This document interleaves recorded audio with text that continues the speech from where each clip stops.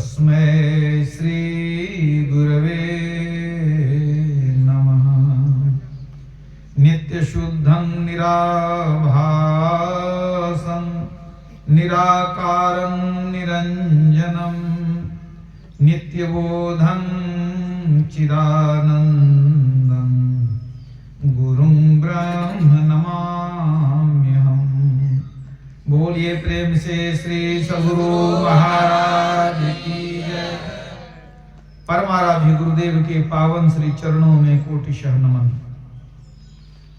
आदरणीय स्वामी रामेश्वर बाबा, वंदनीय साधु समाज, आदरणीय बुजुर्ग सत्संगीगण, धर्म प्रेमी सज्जनों, माताओं, बहनों तथा प्यारे बच्चों, ईश्वर के बारे में कहा गया है कि ईश्वर परम पवित्र है। तो जो कोई पवित्र होगा वही ईश्वर को प्राप्त कर सकेगा। गुरु नानक देव जी महाराज की वाणी है, सूचे भाड़े साचु समावे विरले सूचाचारी, तंते कऊ परम पंत मिलाइया नानक सरणी तुम्हारी। पवित्र बर्तन में सत्य अटता है। हमारा हृदय रूपी बर्तन पवित्र होगा तो उसमें ईश्वर का वास होगा। पवित्रता आवश्यक है।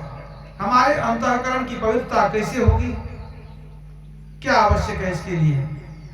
लोग सोचते हैं कि बाहर भटकने से मन पवित्र हो जाएगा, तीर्थों में स्नान करने से मन पवित्र हो जाएगा, लेकिन वैसा होता नहीं है।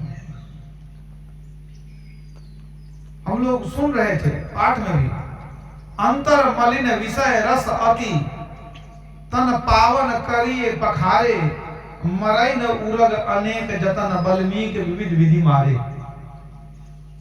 अंतर मलिन विषय रस अति, हमारा अंतर मलिन है, दूषित है विषय के रस से, लेकिन उसको पवित्र कैसे करते हैं? तन पावन करिए पखारे, शरीर को धोते रहते हैं।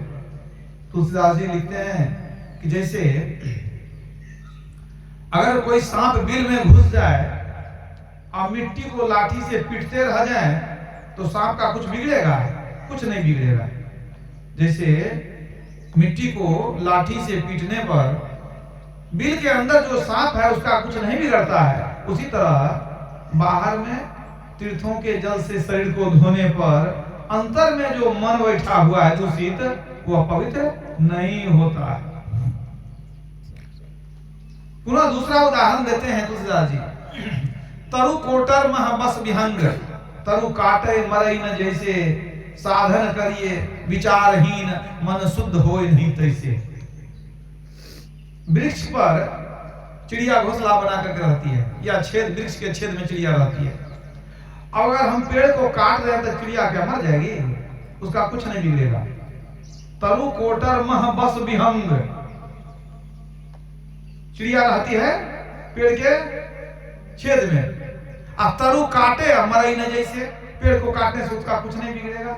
इसी तरह साधन करिए विचारहीन, बिना विचारे हम लोग साधन करते हैं, मन शुद्ध हो नहीं तैसे, मन पर कोई असर उसका पड़ता नहीं है।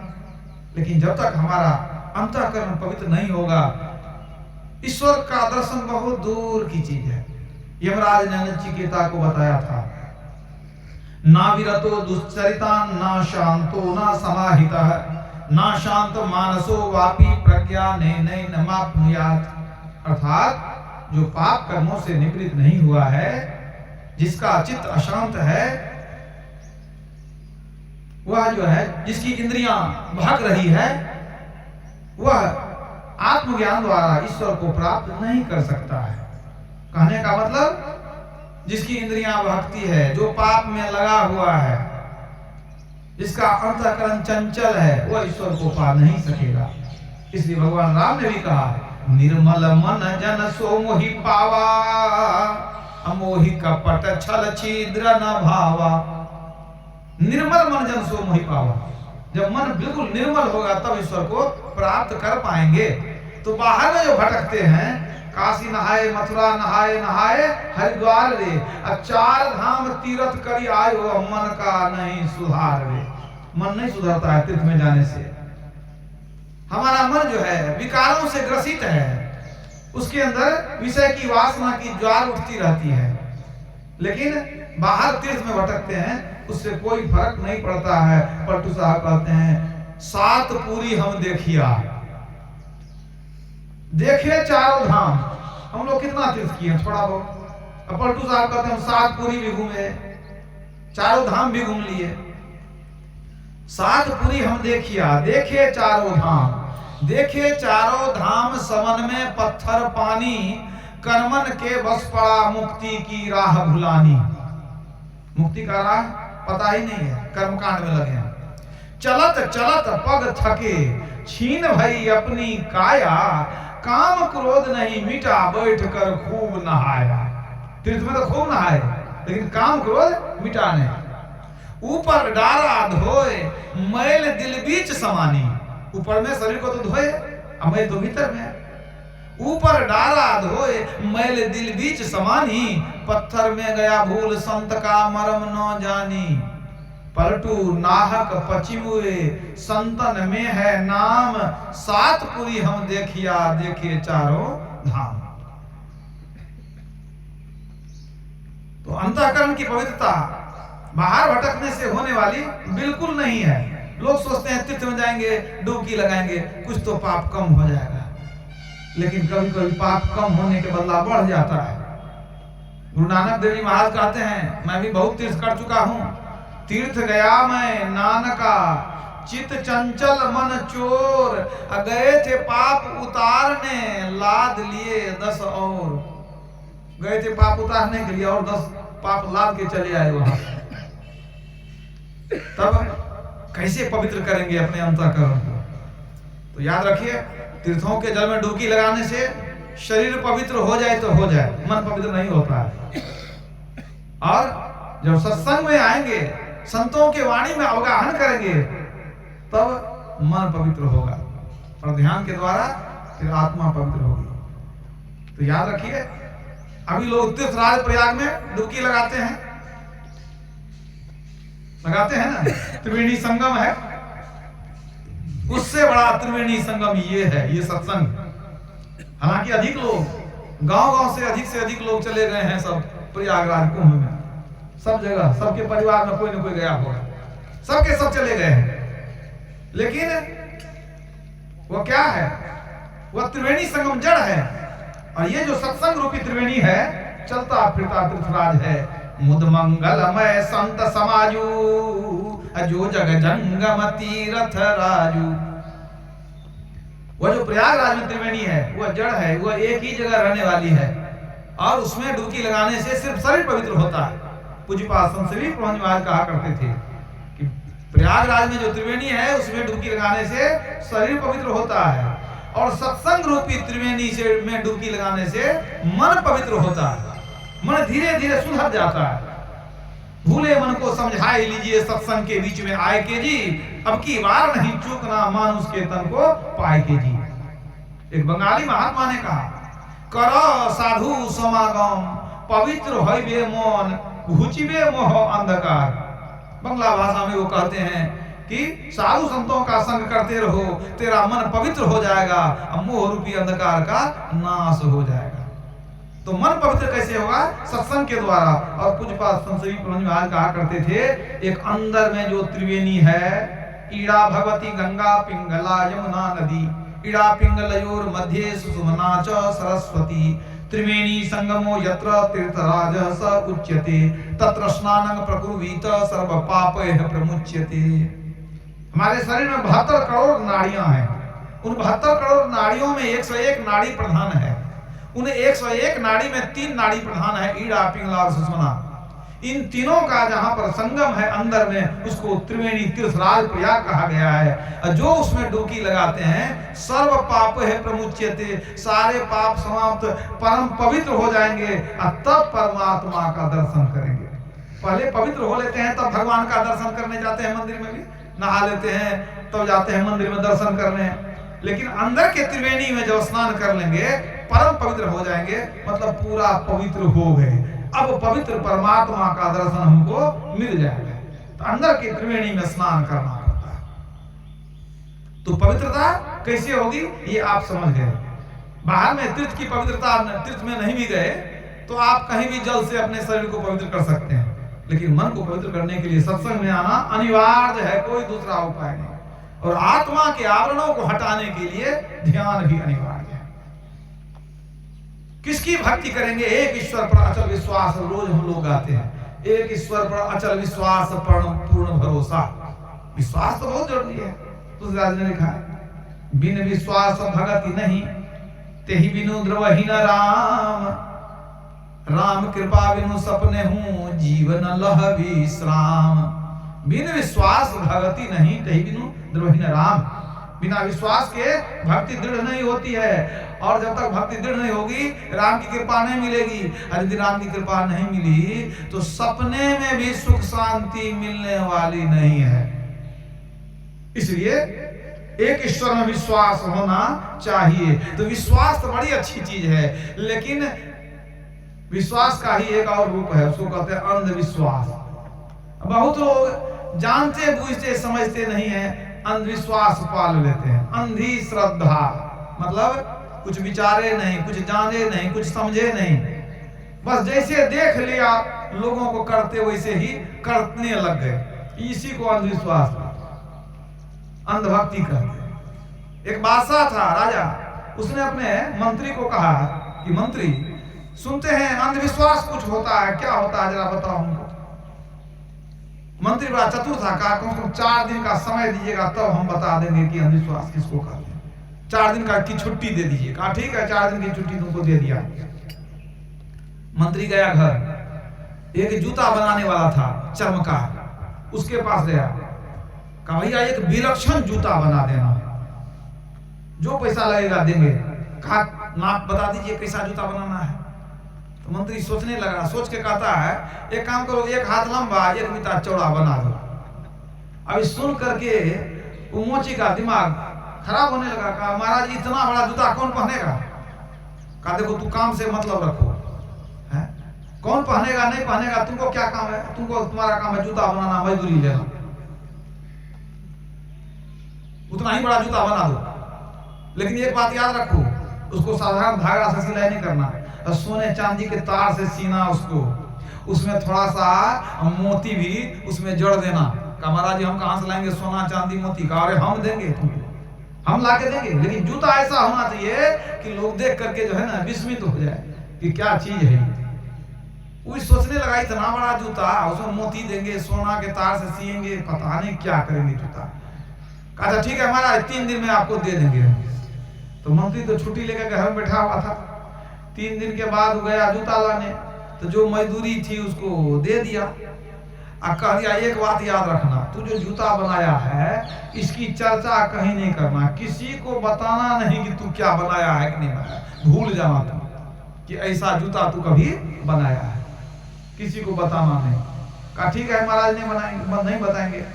अब मंत्री था तो मंत्री से डर तो स्वाभाविक है एक साधारण मछी को। अब वो क्या किया, मंत्री जूता दोनों लेकर के आया और रात में बगल में ही एक पुराना मंदिर था जिसका चारद्वारी जिसकी बनी हुई थी, अंदर में हाथा था, अनेक देवी देवताओं की अंदर में मूर्तियां लगी हुई थी मंदिर में। तो मंदिर के प्रांगण में रात में बहुत रात को एक जूता फेंक दिया और एक जूता रखा अपने घर में। और सुबह सुबह जब आए पंडित जी, और जब वहां खोले देखते हैं जूता देख करके तो माथा चकरा गया, ऐसा जूता ऐसा विलक्षण। अब तो मन में विश्वास उनको हुआ कि रात में जरूर भगवान आए होंगे, उनका जूता छूट गया है। ये बहुत पुराना मंदिर है, स्थान है, तो भगवान यहाँ आते होंगे, तो भगवान आए होंगे, लगता है उनका जूता छूट गया है। अब तो जूता देख करके खुशी से नाचने लग गया। अब कभी मुंह से चूमे, कभी माथा पर रखे, कभी सीना से लगावे, अब बहुत खुश हुआ। और जैसे जो लोग पूजा करने के लिए आए, पता चल गया भगवान रात में आए थे, उनका ये जूता छूट गया।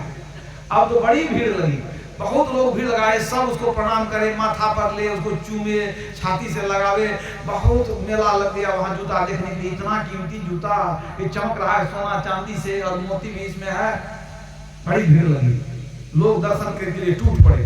अब ये जो बात फैलने लगी कि भगवान आए थे मंदिर में, बहुत पुराना स्थान है, भगवान आए थे, अब बात फैलते फैलते राजा के कान में चली गई। राजा के कान में बात रही, तो उन्होंने कहा अच्छा भगवान आए थे, हमको भी जूता दिखाओ, कैसा जूता है। तो पंडित जी को कहा जूता लेकर के आना है।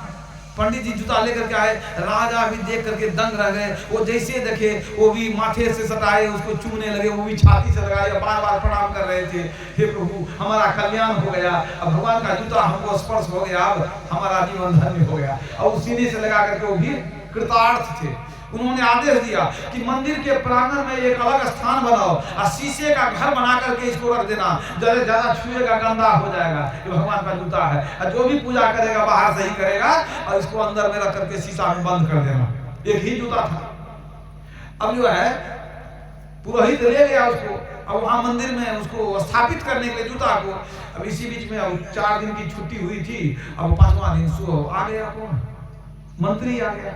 मंत्री आया, बड़ा उदास था, दुखी था, चेहरा उतरा हुआ। राजा ने पूछा भाई तू तो 4 दिन छुट्टी में गया था, तुम्हारा चेहरा उतरा हुआ क्यों है? कहा महाराज क्या बतावे, बहुत दुख की बात है। क्या हो गया बताओ? कहा हमारे घर में चोरी हो गई रात में। कहा क्या सब चला गया तेरा? कहा क्या बता, हमारे दादाजी पुराने जमाने के पहलवान थे, बड़े लंबे चौड़े थे, और जीवन भर की कमाई से क्या बतावें वो बहुत सुंदर कीमती जूता खरीदे थे। वो दादाजी का जूता था, सो एक जूता रात में चोरी हो गई। कहाँ चला गया ठिकाना नहीं, बहुत कीमती जूता था। साधारण जूता रहता तो हमको चिंता नहीं होती। इसीलिए बड़ा मन उदास है, दुखी है। जितनी मन हमारा धरोहर दादाजी की याद थी, उसमें धरोहर वो चला गया, चोरी हो गई। बहुत सुंदर जूता था। तो राजा ने पूछा जो दोनों जूता चोरी हो गई? नहीं एक ही जूता चोरी हुई, एक है। कहा एक जो है तो लेके आओ तो देखें कैसा दादाजी का जूता है। तो कहा बड़ा कीमती था, जरा दिखाओ तुमको। वो मंत्री गया, एक जूता लेके आया। और जब मंत्री राजा देखता है जूता, तो देख करके इसका दिमाग घूमने लगा, यही जूता तो कल लाया था, इसी का जोड़ा था जो कल लाया था। अब वो तो घबरा गया, भाई तेरे दादाजी का जूता है कहाँ? अरे पंडित को बोलो, कहाँ मंदिर में जूता है लेकर आने के लिए बुलवाया। और जूता जब पंडित ने लेकर के आया तो दोनों जूता को मिलाया, तो कहा छी छी राम भ्रष्ट हो गए। अरे थे दादाजी का जूता था, हम तो जाति से चले गए, भ्रष्ट हो गए। इसी को माथा से लगाए, हम इतना चुभे, सीने से लगाए। तौबा तौबा, अब तो हम जाकर के गंगा स्नान करना पड़ेगा हमको। अब तो हमको पवित्र होने के लिए गंगा स्नान करना पड़ेगा। ले जाओ जूता, फेंक दिया तुम, ले जाओ उठा करके। हमारी मती मारी गई थी, ये जूता को लेकर के माथा पर लेकर नाच रहे थे, ले जाओ इसको। अच्छा हम आप गंगा स्नान करेंगे। अच्छा तू बताओ, तुमको कुछ काम दिए थे किया कि नहीं? कहा क्या काम दिए थे? अरे तू 4 दिन का छुट्टी लिया था, तुमको क्या काम दिए थे? अंधविश्वास किसको कहते हैं? कहा महाराज अभी ना मुझे बिचारे हमारे दादाजी को जूता को इतना चुमे, इतना माथा पर लगाए, कहे नाचे, कहते हैं अंधविश्वास किसको कहते हैं? और क्या बता देना, इससे बड़ा अंधविश्वास क्या होगा? बिना सोचे विचारे जूता को आप कह दिए भगवान का जूता है, खुशी से नाच रहे थे, यही तो विश्वास है। बेचारे राजा बेइज्जत हो गए, बेचारे गए गंगा स्नान करने के लिए। लेकिन इस कथा से पता चलता है कि किस तरह से लोग माने देखा देखी भक्ति करने लग जाते हैं।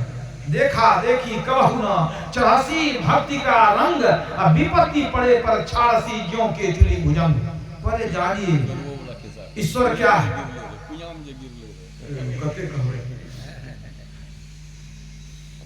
तो पहले जानना चाहिए ईश्वर कौन है, कैसा है, कहाँ रहता है। खूब अच्छी तरह जानकर बूझकर तब जो करेंगे भक्ति, समय बर्बाद नहीं जाएगा, बिल्कुल वो सटीक होगा।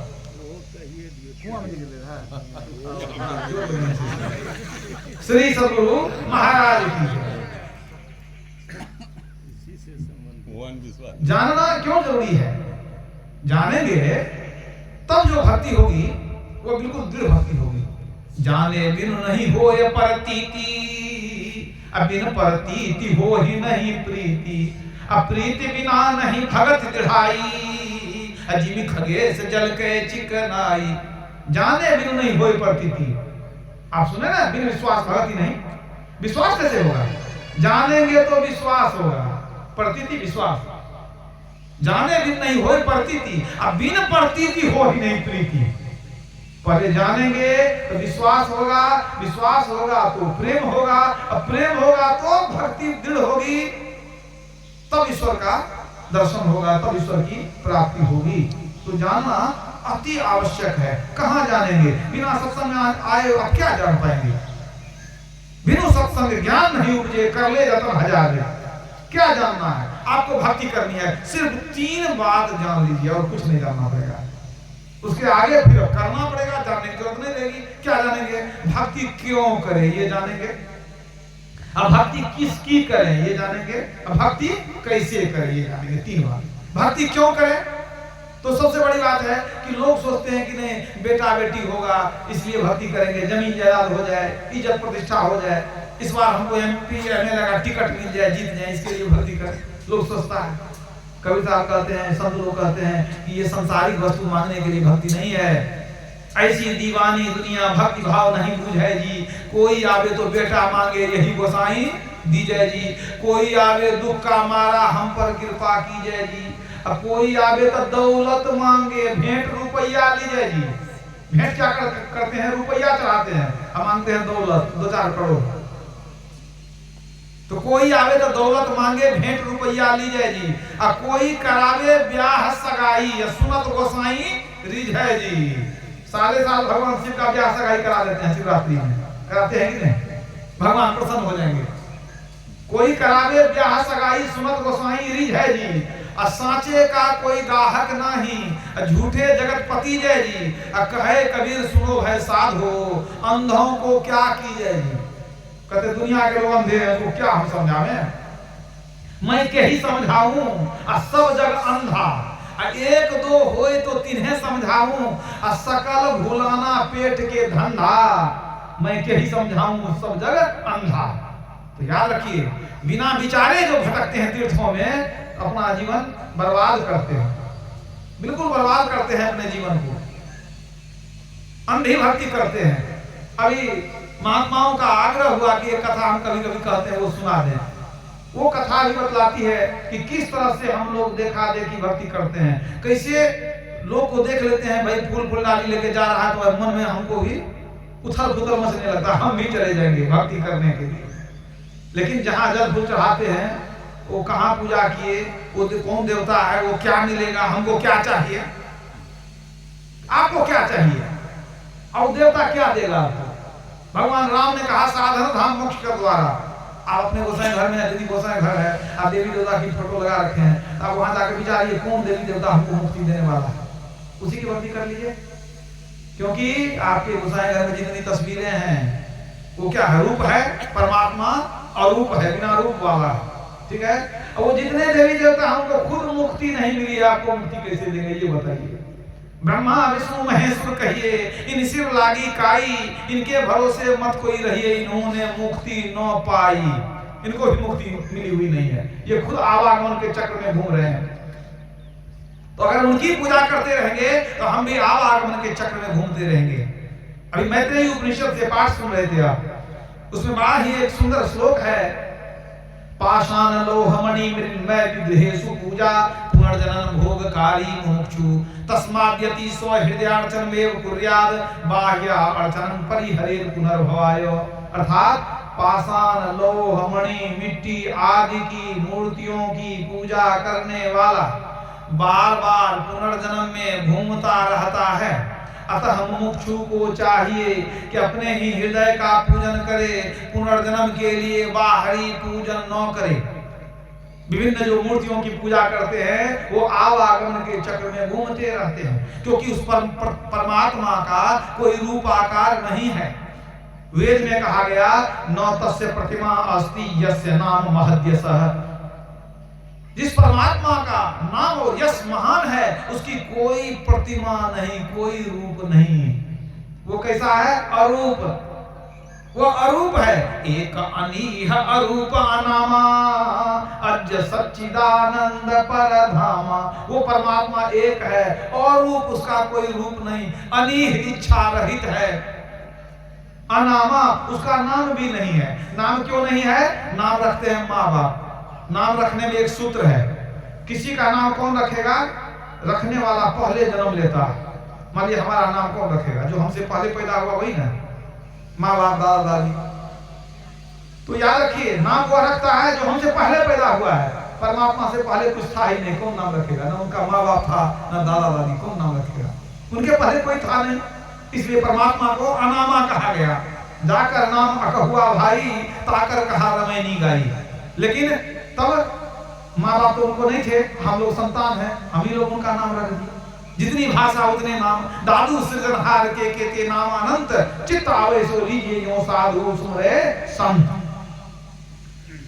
तो उस एक ईश्वर की भक्ति करनी पड़ेगी, तभी मुक्ति की प्राप्ति होगी। बिना एक ईश्वर की भक्ति के मुक्ति होने वाली नहीं है।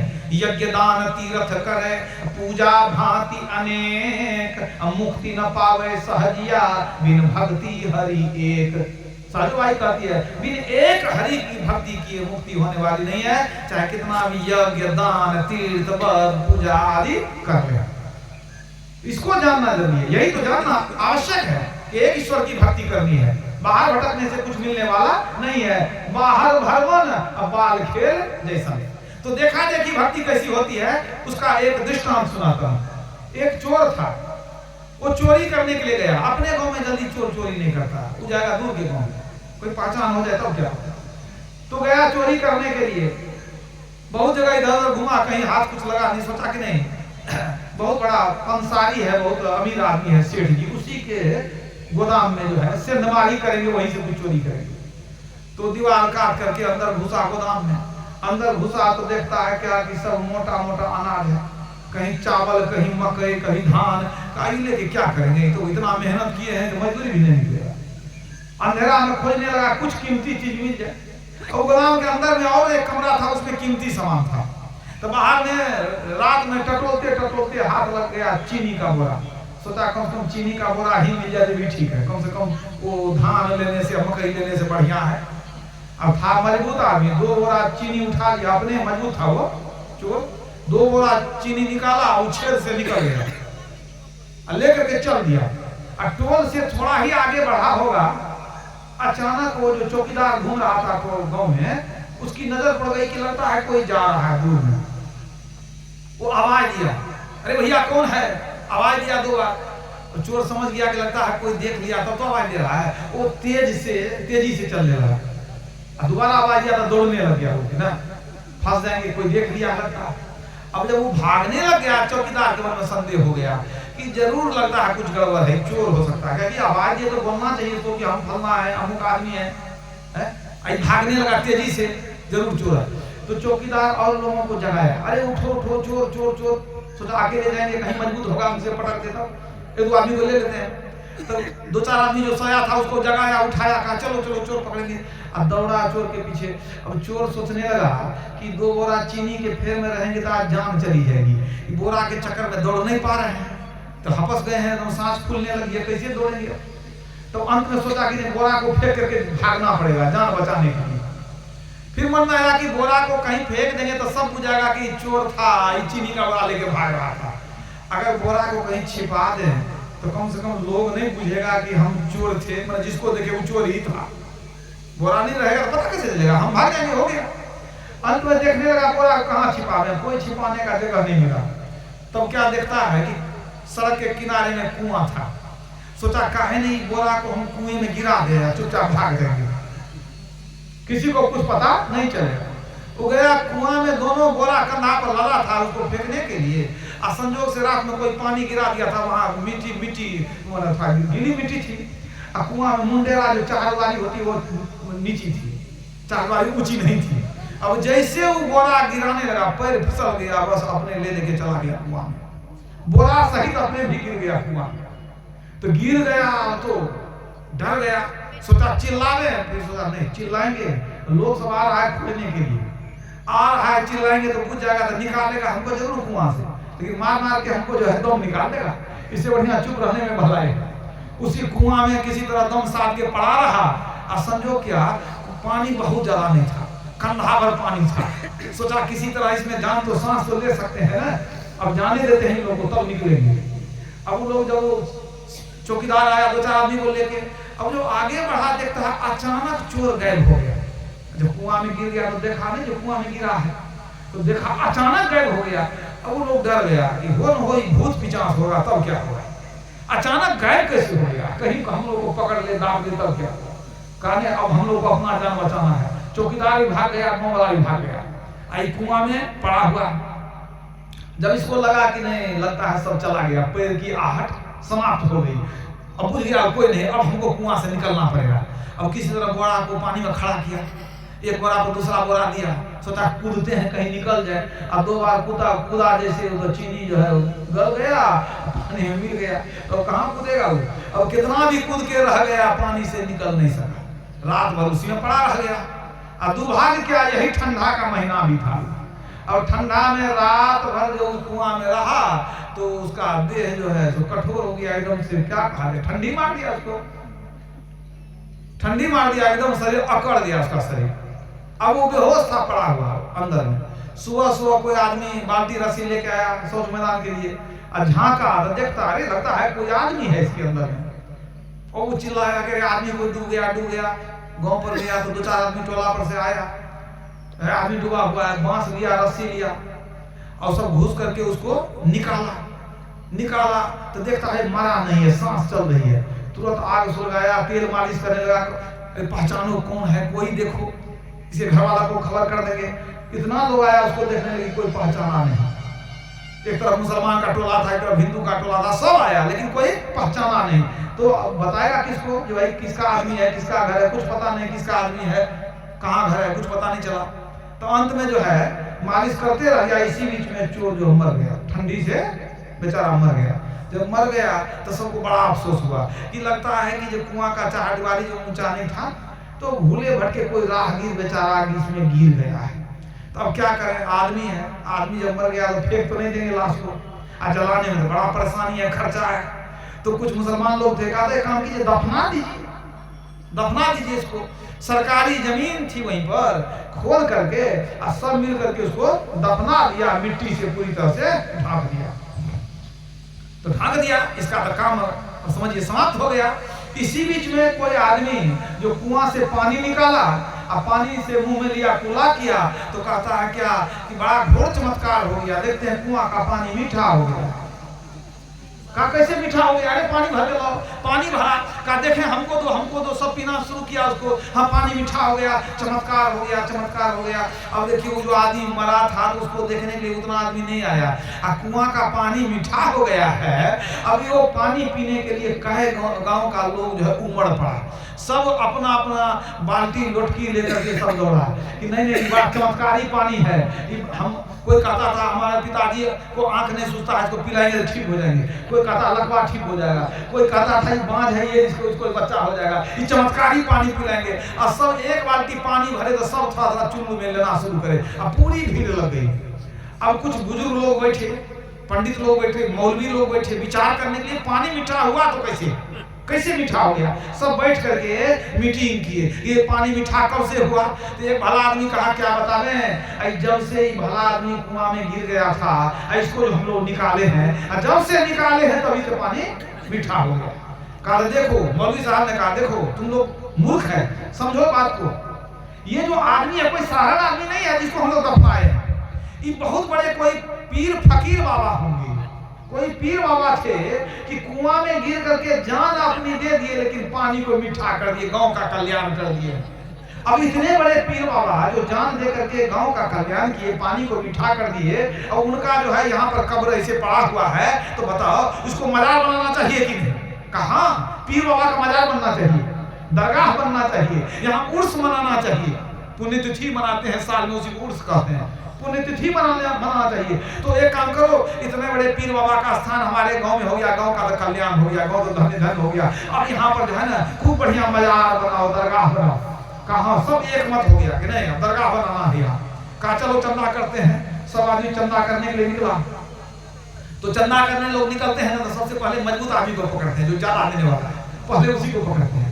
तो गांव के सबसे धनी आदमी के यहाँ गए, भाई ऐसे बात है, देखिए अपने गांव में कुआं का पानी मीठा हो गया, इतना बड़ा चमत्कार हुआ। और जिस व्यक्ति के कारण हुआ, जिस पीर बाबा ने जान देकर के पानी को मीठा किया, उनका जो है यहाँ पर मजार बनाना है, दरगाह बनाना है, तो सबसे पहला चंदा आपको देना पड़ेगा, कम से कम 25,000 दीजिए। कहने 25,000 नहीं 11,000 हम दे देंगे। तो सबसे पहले 11,000 कौन दिया, जिसके 2 बोरा चीनी से पानी मीठा हुआ था, समझ गए कि नहीं। वही सेठ जी जो 2 बोरा चीनी जिसका गैर हुआ था, उसी के पास चीनी से पानी मीठा हुआ था, वो बेचारा 11,000 पहले दिया। अब मैंने एकदम धाधर लोग देना शुरू किया और तुरंत खूब सुंदर संगमरमर पिटा करके खूब सुंदर मजार बन गया और वहां पर भीड़ लगने लग गई। हे पीर बाबा कल्याण करो, वहां खूब भीड़ लगने लग गई। और वहां मुसलमान लोग तो इक्का दुक्का आते थे, समझे कि नहीं। और जिनके घर में अपने 33 कोटि देवता है वही आकर के वहां माथा पटकते थे, वही आकर के वहां फूल चढ़ाना, मिठाई चढ़ाना, अगरबत्ती चढ़ाना, माला चढ़ाना, चादर चढ़ाना और भीड़ लगना शुरू हो गई। यही भक्ति है, यही भक्ति है। देखा देखी जो भक्ति करते हैं ना, यही भक्ति है हम लोगों की। इस भक्ति से जीव का कल्याण होने वाला है। जरा विचार कीजिए, क्या कोई लाभ होगा उससे? भगवान कृष्ण ने क्या कहा? भूतों को पूजने वाले भूत लोग जाते हैं, भूत बनते हैं। पितरों को पूजने वाले पितर लोग जाते हैं। देवताओं को पूजने वाले स्वर्ग लोग जाते हैं, देवता बन जाते हैं। समझ रहे हैं? और जिनकी भक्ति करेंगे वैसा ही बनेंगे। देखिए, एक ईश्वर की भक्ति करेंगे तो ईश्वर बनेंगे। कैसे? जानत तुम्हें हो जाए। देवता की भक्ति करेंगे देव लोग जाएंगे, देवता बनेंगे। अब भूत को पूजा करेंगे तो भूत बनेंगे। और चोर की पूजा करेंगे तो क्या बनेंगे? सोच लीजिए, फिर अगले दिन में एक बार चोर बनना पड़ जाएगा आपको। याद रखिए, इस तरह से कुछ नहीं करना चाहिए। बिना विचारे जो करे सो पाछे पछताए, और काम बिगाड़े अपना जग में होत हंसाए। यूं ही तीर्थ व्रत में भटकने से कुछ मिलने वाला नहीं है। तीर्थे दाने जपे यज्ञे काष्ठे पाषाण के सदा शिवं पश्यति मूढ़ात्मा शिवे देहे प्रतिष्ठिते। जावाल श्लोक में आया है कि लोग तीर्थ में, दान में, जप में, यज्ञ में, लकड़ी में, पत्थर में शिव को खोजते हैं, लेकिन शिवे देहे प्रतिष्ठिते, इस मनुष्य शरीर के अंदर में शिव विराजमान है। बिंदुनाथ महालिंगं शिव शक्ति निकेतनम देहं शिवालयं प्रोक्तं सिद्धिदं सर्वदेहिनां। बिंदुनाथ महालिंग है, शिव शक्ति का घर है। इस शरीर को शिवालय कहते हैं, इसमें भगवान शिव और पार्वती विराजमान हैं। तो अगर आपको शिव का दर्शन करना है तो भी आपको अंदर ही चलना पड़ेगा, बाहर घूमना बेकार है। तीर्थानि तोय रूपाणि देवान पाषाण मृण्मयान योगिनो न प्रपदन्ते आत्मध्यान परायणः। उत्तर गीता में कहा गया, भगवान कृष्ण की वाणी है। क्या कहते हैं? तीर्थानि तोय रूपाणि, तीर्थ जल रूप होता है। देवान पाषाण मृण्मयान, देवता पत्थर या मिट्टी के होते हैं। तीर्थ जल रूप होता है, देवता पत्थर या मिट्टी के होते हैं। योगिनो न प्रपदन्ते आत्म ध्यान परायण, जो योगी जन आत्म ध्यान करते हैं, अंतर ध्यान करते हैं, वो इन तीर्थों और मूर्तियों का आदर नहीं करते, इनके पीछे नहीं भागते। भगवान शिव ने जब पार्वती को ध्यान की महिमा बतलाई तब उन्होंने पूछा, अच्छा ध्यान जब करेंगे तो बाहर में मूर्ति का पूजा करेंगे कि नहीं करेंगे? भगवान शिव को पूछती है पार्वती, कुछ जप वगैरह करेंगे कि नहीं करेंगे? तो भगवान शिव ने क्या उत्तर दिया? स्थितः सदा योगी ध्यानं कुर्या निरंतरम तदा करोति प्रतिमां प्रति जापम अनर्थवत्। यह करोति, अंदर में जो निरंतर ध्यान करते हैं उनके लिए मूर्ति का पूजन करना और जप करना ये अनर्थ के समान है। जब अंदर में आपका लोभ लग गया, देखिए मानव जप क्यों करते हैं? इसलिए कि मानव ध्यान अच्छा हो। मानव ध्यान क्यों करते हैं? इसलिए कि दृष्टि योग हो जाए।